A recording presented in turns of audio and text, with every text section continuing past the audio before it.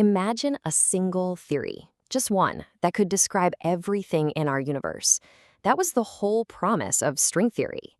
But by the early 1990s, physicists had a pretty big problem. They didn't have one theory, they had five. So, how in the world do you unify the unifiers? Well, let's follow the clues and find out. So here's the game plan. We're going to follow the breadcrumbs that led physicists on this incredible journey. We'll start with this problem of five, then we'll uncover this amazing clue called duality. After that, we'll meet a totally new player called a brain. And finally, we'll see how it all clicks together in this wild 11-dimensional reveal. All right, let's set the stage. Back in the 90s, string theory was the talk of the town, right? The best candidate we had for a theory of everything. But here's the catch. It had split into five different, completely valid versions. And this wasn't just messy. It was a full-blown identity crisis for physics. I mean, that just raises a huge question, doesn't it? We live in one universe. We should only need one theory to explain how it works. Having five theories of everything is kind of like having five different user manuals for your TV. It just makes no sense. Something clearly was missing from the picture.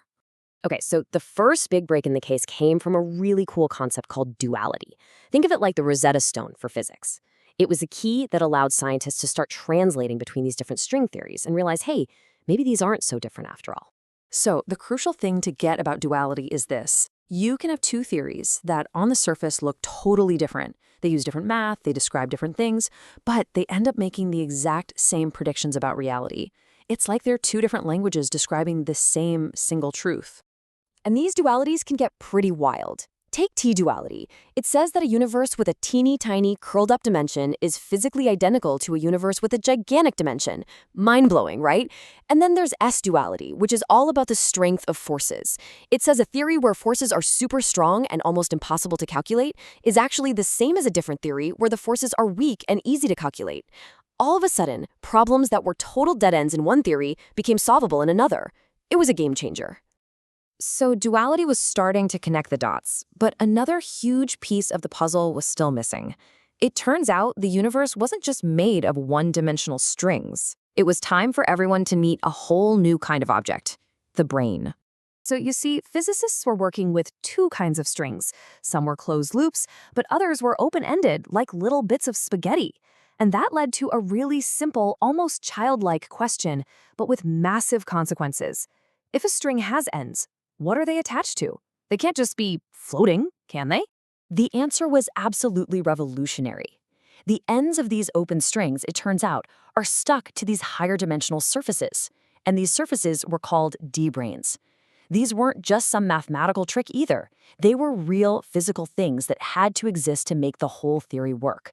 And just like that, the entire landscape of string theory changed.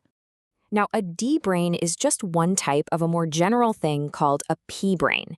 And the naming system here is actually super simple. The P just tells you how many spatial dimensions the object has. That's it. So let's break that down. A zero brane is just a point. A one brane is what we've been calling a string this whole time. A two brane is like a two-dimensional sheet or a membrane. And you can just keep on going to higher and higher dimensions. This was a huge deal. It meant string theory wasn't really just a theory of strings anymore. It was a theory of brains, a much richer, way more complex universe of objects than anyone had first imagined. All right, so with the clues of duality on the table, and now the existence of these brains, physicists were ready for the final jaw-dropping revelation that was going to tie everything together. The answer wasn't hiding in the 10 dimensions that all 5 string theories had been built on. Nope. What physicists discovered was that if you took one of the string theories and you cranked up its main force, making it super strong, something amazing happened. A new 11th dimension would just open up.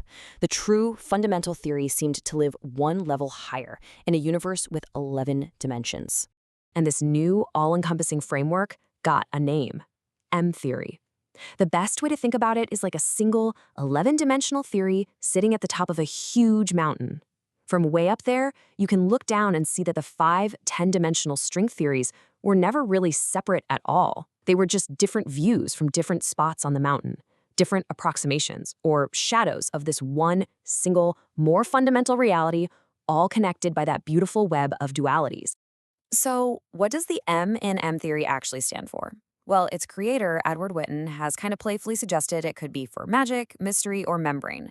But the truth is, he left it undefined on purpose. Because even though M theory solved the massive puzzle of the five string theories, the theory itself, well, it's still very much a work in progress. And that's kind of a beautiful reminder, isn't it? That right at the edge of what we know, the answers we find often just lead us to even more amazing questions.